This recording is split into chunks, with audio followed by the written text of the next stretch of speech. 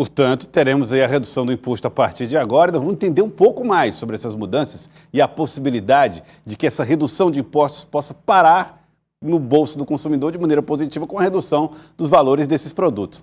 Aqui com a gente está o doutor Antônio Cláudio Portela, que já está chegando aqui. Tudo bem, doutor? Seja bem-vindo ao Jornal do Piauí. Boa mais tarde, uma vez. Joelson. Prazer sempre recebê-lo. Bom, doutor, primeiro, o secretário falou da expectativa de que agora as pessoas possam repassar, né? Os empresários, as pessoas que trabalham com comércio, possam repassar essa redução do imposto para o produto final, ou seja, ficarem mais baratos. Isso deve acontecer seguindo que tendências, doutor? Bem, boa tarde a todos. Primeiro que é uma medida realmente importante, salutar para a sociedade. A cesta básica, ela repercute para todas as camadas da população. Então, efetivamente, quando o governo sinaliza com a isenção desses produtos, a tendência é que esses produtos tenham uma redução no preço final, aquele preço que chega lá no supermercado. Então, a tendência é que agora haja uma redução do preço dessas mercadorias. Agora, o consumidor pode exigir isso na hora de fazer a compra? Olha, eu quero uma redução porque houve um corte de imposto. Como é que isso funciona na prática no mercado? Isso aí já é bem complexo, Joelson, porque a gente vive numa economia de mercado, né? Então, existe entre os supermercados, os mercadinhos, uma livre concorrência. Então, em tese, cada um tem a liberdade para fixar o seu preço. Claro que, considerando que a tributação no Brasil, como é o caso do ICMS, incide sobre essas mercadorias, quando o governo isenta esses produtos, naturalmente há uma tendência para que isso reflita nos preços das mercadorias. Mas é como eu disse, considerando que cada contribuinte tem a liberdade para fixar o preço, eu concordo com o secretário de Fazenda. Vai ser muito importante que a população faça um controle, verifique os preços antes e depois e dê preferência para aqueles que estão de maneira mais congruente com essa realidade atual, que tenham reduzido esse preço final. Ou seja, se a pessoa pechinchar, olhar quem está vendendo mais barato, vai forçar todo mundo a baixar o preço também. Exatamente, é isso mesmo. Na verdade, na medida em que dentro dessa concorrência existem supermercados, vamos dizer assim, que baixaram o preço, naturalmente os outros também vão fazendo essa redução. Por isso que é muito importante o controle. Também, como o secretário falou, o PROCON, ele pode ser um órgão muito importante nesse controle para coibir possíveis abusos, né? Porque, efetivamente, você reduzir uma carga tributária e o empresário transformar isso em lucro, não se mostra dentro daquilo que o Estado pretende. Ou seja, não é uma coisa que está impondo uma redução, mas é bom que haja e haverá fiscalização, normalmente há fiscalização. Exatamente. Interessante isso. Realmente, como eu digo, o preço da mercadoria, um dos componentes é o tributo, não é? Em quase todos os casos, o empresário, de maneira legítima, repassa o custo tributário para o preço final. Então, agora, considerando que vai haver uma redução, também é justo que ele faça essa redução para o consumidor final. Agora, esses aumentos que foram observados, eles são resultados de uma série de questões que contribuíram nesse cenário inflacionário.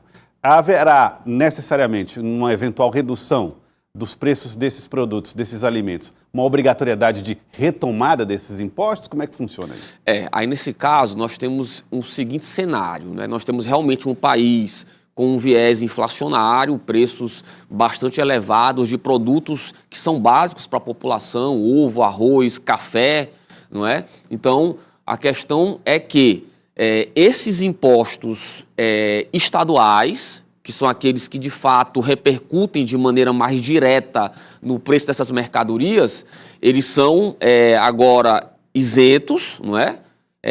Agora, naturalmente, o governo ele vai adotando medidas para saber até que ponto essa isenção ela vai ser concedida, até que ponto isso vai permanecer, não é? Para favorecer a economia como um todo, né? Porque é claro que se o governo verificar que os empresários não reduziram o preço, naturalmente o governo vai retomar a cobrança desses impostos, porque também não é justo o governo abrir mão de arrecadação e o empresário tornar isso como uma maneira de aumentar o seu lucro. Outra coisa também que preocupa é o fato do Estado ter custos, né? Custo para viaturas, pagamento de salários, servidores, enfim, todos aqueles custos que o Estado possui. E aí, nesse sentido, o Estado calcula exatamente onde vai perder a receita, mas onde vai depois compensá-la. Nós temos aqui uma tela, doutor, que pode ajudar as pessoas a entenderem um pouco da movimentação desses valores. Enquanto houve essa redução, né, no valor do ICMS dos produtos, houve um aumento nessas questões das compras internacionais. Isso.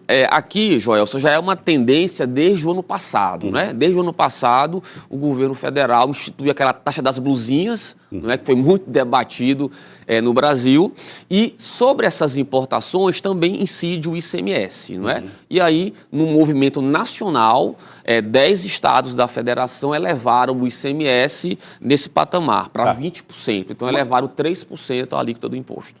Deixando claro que uma coisa não tem relação com a questão da retirada do ICMS, dos impostos agora, não foi provocada por esse aumento. É uma questão só de entender como é que funciona o balanço dessa movimentação das contas do Estado. Exatamente. Aqui também, é isso mesmo, é uma tendência nacional, né? Aqui eram tributações de valores baixos e tanto os estados quanto a própria União, para favorecer e fortalecer a indústria nacional, estão fazendo esse caminho de aumentar o imposto de importação, os estados, o ICMS, sobre as importações dessas mercadorias para o Brasil. Porque não é justo que o empresário brasileiro pague uma tributação maior do que esses produtos que são importados. Vamos explicar um pouco para as pessoas como é que esse tipo de medida pode proteger o emprego do trabalhador interno no Brasil?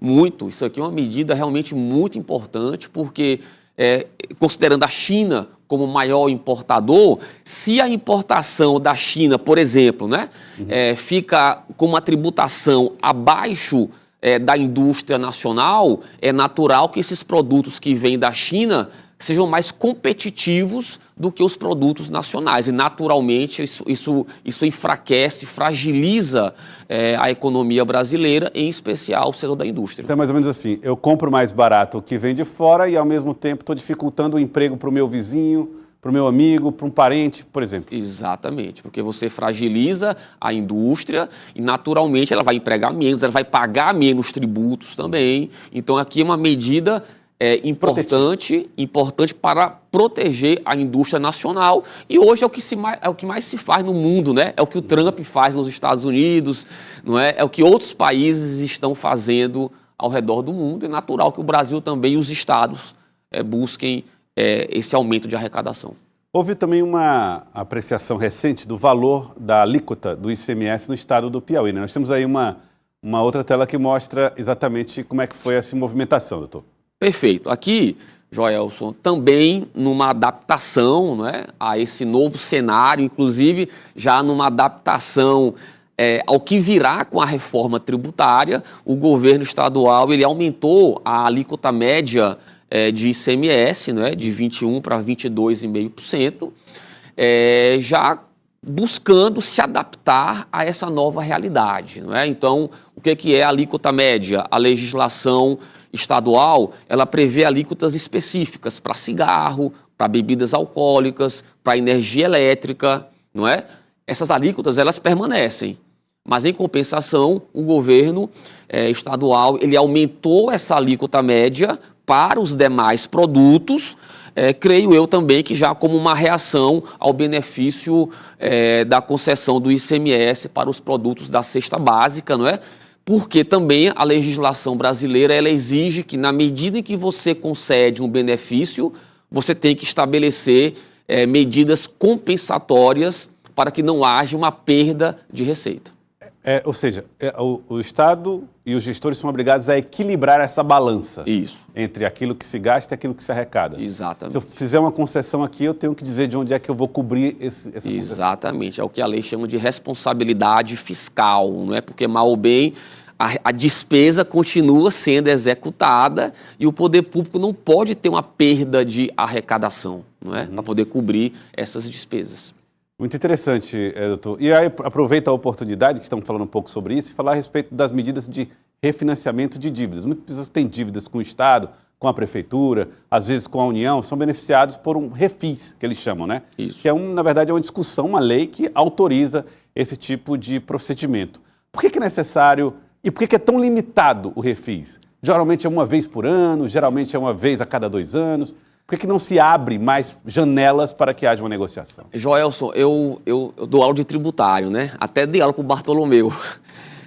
E por que não se concede mais benefícios dessa ordem?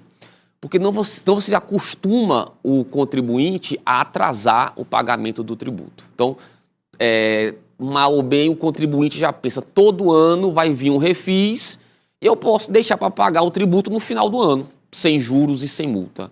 É por isso que esse tipo de medida ela tem que ser escalonada com muita responsabilidade. Porque, do contrário, ela pode criar, dentro do sistema tributário nacional, uma cultura da inadimplência tributária, considerando que aí os contribuintes passam a contar com essas medidas mais para frente, não é?